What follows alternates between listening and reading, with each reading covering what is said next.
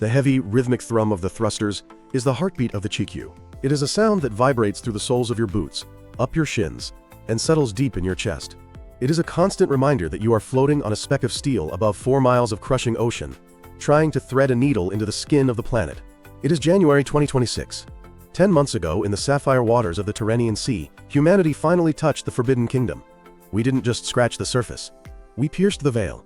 The recovery of pristine mantle peridotite from the Magnahi-Vavilov Basin was the geological equivalent of the moon landing. It was a feat that transformed the impossible into the catalogued. But as the celebrations fade and the samples sit in argon-purged vaults in Kochi and Bremen, the real work begins.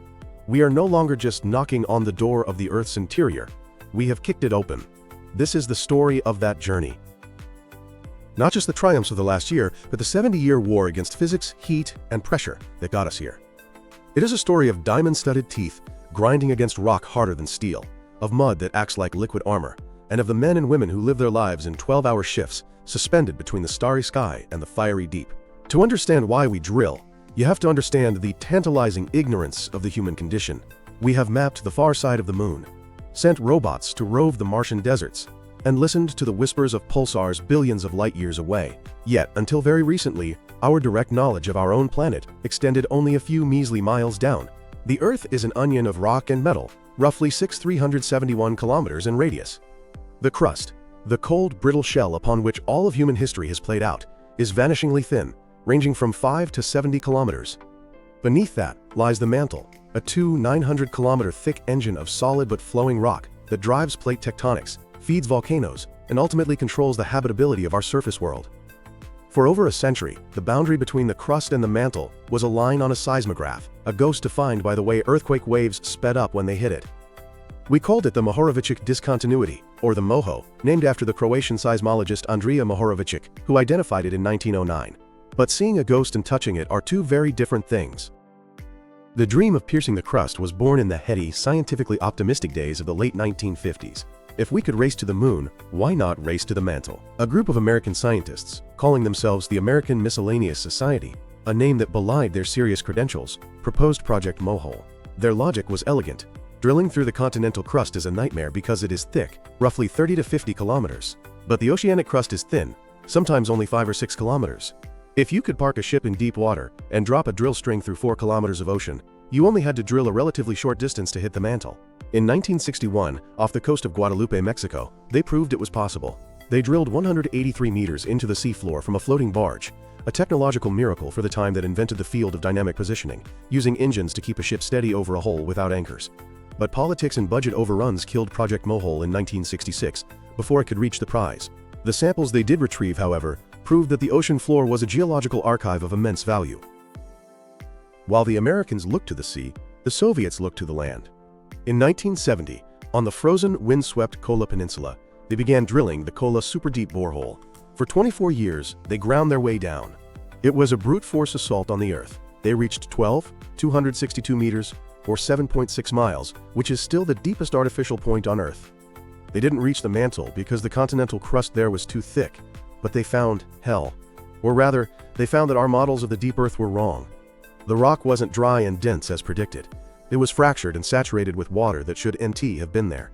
And it was hot, far hotter than expected, reaching 180 degrees Celsius at the bottom. The granite had turned into a plastic, gooey mess that flowed into the borehole, closing it up as fast as they could drill it. The drill bits, grinding against rock that behaved like hot taffy, would wear out in hours. In 1992, the drilling stopped. The project was abandoned, leaving a rusted metal cap welded shut in the middle of a ruin, the stuff of urban legends about screams from hell. But science doesn't stop, it learns. The failure of Kola and the cancellation of Mohole taught us that brute force wasn't enough. We needed finesse. We needed technology that didn't exist yet. We needed the Chikyu.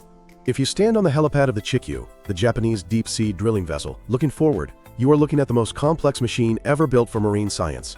It is 210 meters long, topped with a derrick that towers 130 meters above the waterline. It is a skyscraper floating on the Pacific.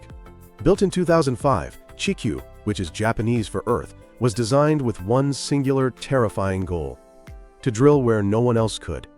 Unlike its predecessor, the legendary JOIDES resolution, which was sadly decommissioned in late 2024 after 40 years of service, Chikyu uses riser drilling, In traditional riserless drilling, like that used by the JOIDES resolution, you drop a drill pipe through the water, bore a hole, and pump seawater down the pipe to flush out the cuttings. The rock chips just spill out onto the seafloor.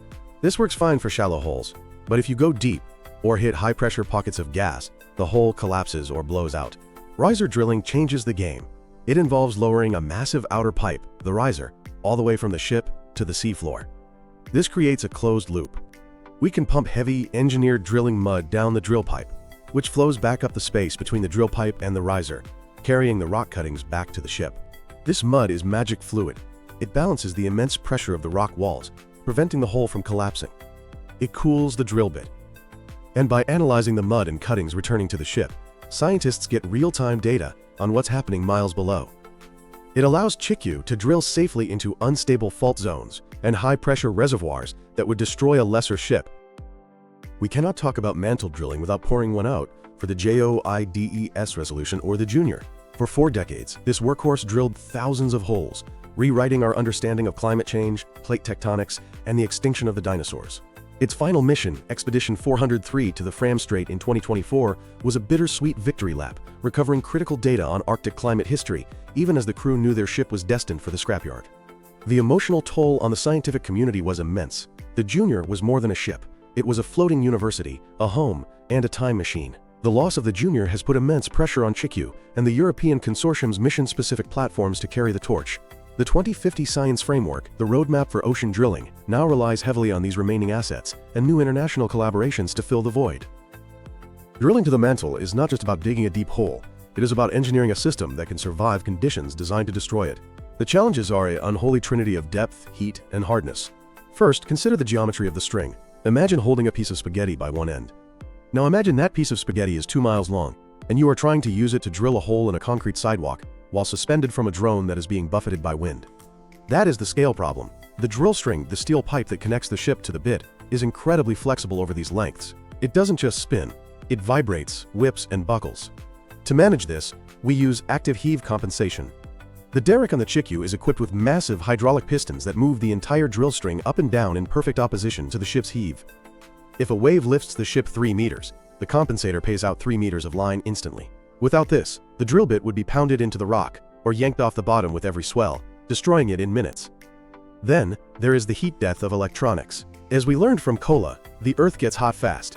In the mantle, temperatures soar above 250 degrees Celsius, even at shallow entry points. This is the electronic death zone. Standard silicon chips fry at around 150 degrees.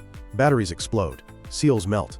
For the 2025 Tyrrhenian expedition, engineers developed a new generation of high-temperature logging tools. These aren't your smartphone's chips. They use silicon-on-insulator technology and wide bandgap semiconductors like silicon carbide, which can operate happily at 300 degrees. But it's not just the chips. It's the batteries. You can't run a power cord to the drill bit. Downhole tools need power to measure radiation, resistivity, and magnetic fields. The new thermal batteries, using lithium thionyl chloride chemistries encased in vacuum flasks, were essential. They function like a thermos for electricity, keeping the sensitive chemistry cooler for the duration of the run. Next, we have the diamond teeth. The mantle is made of peridotite. It is dense, crystalline, and abrasive. It eats steel. A standard tricone drill bit, the kind used for oil wells, would last maybe 10 hours in peridotite before its bearings seized or its teeth shattered. The solution lies in polycrystalline diamond compact bits. These are solid-state bits with no moving parts. The cutters are black, man-made industrial diamonds sintered onto tungsten carbide studs. They don't grind the rock, they shear it, shaving off rock like a cheese grater. For the recent ultra-deep successes, engineers utilized hybrid bits, Frankenstein monsters that combine the shearing action of diamond cutters with the crushing action of rolling cones. They also deployed new impregnated diamond bits, where the entire cutting matrix is a ceramic mixed with diamond grit. As the matrix wears away, it exposes fresh, sharp diamonds, allowing the bit to self-sharpen as it dies. Perhaps the most unsung hero is the drilling fluid. In the high-temperature environment of mantle drilling, standard bentonite clay muds turn into a solid brick. You can't pump a brick. The mud engineers, often called mud doctors, onboard Chikyu mix a witch brew of synthetic polymers and graphite. They use high-temperature deflocculants based on zirconium and sulfomethylated phenolic resins. They also maintain a precise mud weight window. If the mud is too light, the borehole collapses from the pressure of the rock. If it's too heavy, it fractures the rock and leaks away, draining the ship's tanks and leaving the drill string stuck. It is a balancing act performed with pumps and equations, monitored 24/7 on glowing screens in the driller's shack. Technology is impressive, but it is people who drill holes. Life on board a scientific drill ship is a unique subculture, a mix of high-stakes industrial labor and high-minded academic pursuit. On the Chikyu, time is binary. You are either on tower, meaning on shift, or you are off. The shifts run noon to midnight and midnight to noon. This creates two tribes on the ship, the daywalkers and the night owls. The crossover meeting at 11:45 is the hinge of the world. You walk into the lab, groggy with coffee, and the outgoing shift looks manic, covered in mud or rock dust, their eyes wide with the adrenaline of discovery or the frustration of a stuck pipe. They hand you the baton, relaying the state of the hole, the core recovery rate, and the drama of the last 12 hours. Food is morale. On a Japanese ship like Chikyu, the galley is legendary. It is not just sustenance, it is a culinary tour. There is a Japanese line serving miso soup, rice, and grilled fish for breakfast. There is a Western line with bacon and eggs. And there is the Curry Friday tradition, a staple of the Japanese Navy adopted by the scientific fleet. You measure the expedition in meals. You don't think we have 3 weeks left, you think we have 3 more Curry Fridays. The galley is also where the hierarchy flattens. A world-famous professor sits next to a 19-year-old wiper from the engine room. They talk about cricket, anime, or the storm brewing off the starboard bow. In 2026, the isolation is different than in the 1970s. Starlink terminals provide high-speed internet. Crew members video chat their kids before bed. Scientists upload data to the cloud in real time. But the psychological distance remains. You are a small city floating on an abyss. When a storm hits, like the metacane that threatened the Tyrrhenian expedition, the internet cuts out. The dynamic positioning thrusters scream to hold the station, and the ship rolls 15 degrees. You realize then that no amount of bandwidth can save you from the ocean. The smell is what gets you. The ship smells of diesel, grease, and ozone. After 2 months, you forget what dirt smells like. When the ship docked in Naples after the Mantle success, the smell of wet earth and pine trees drifted out. Grown men cried just smelling the land. Why spend billions of dollars and risk lives to bring up a cylinder of green rock? Because that green rock tells the story of how we and our planet came to be. For decades, the Mohole was taught as a sharp boundary. Crust above, mantle below. The samples from the Tyrrhenian Sea and recent detailed seismic work have shown us it is far more complex. In many places, the Mohole is a transition zone where crustal gabbros and mantle peridotites are mixed together, churned by tectonic forces. In some areas, the mantle is exhumed, pulled up to the seafloor by faulting, bypassing the crust entirely. This is what made the Magnagi-Vavilov Basin such a prime target. We didn't have to drill through 6 kilometers of crust. The crust had already been ripped apart, leaving the mantle covered only by a thin veneer of sediment and basalt. We also worry about carbon in the atmosphere, but the vast majority of Earth's carbon is locked in the mantle. It cycles in and out over millions of years, sucked down in subduction zones and burped back up by volcanoes. Understanding this cycle is crucial for modeling long-term climate stability. The samples recovered in 2025 showed unexpected veins of carbonate minerals deep in the mantle rocks. This suggests that the mantle can store vastly more carbon than we thought. It implies that peridotite alteration might be a massive, natural carbon sequestration engine. If we can understand the chemistry of how the mantle locks up carbon, we might be able to replicate it to fight climate change. But the holy grail for the astrobiologists on board is serpentinization. When mantle rock is exposed to seawater, it doesn't just get wet. It reacts chemically. This process is called serpentinization. The reaction produces heat. It turns the rock green and scaly. But most importantly, it releases hydrogen gas and creates alkaline fluids. Here is the magic equation.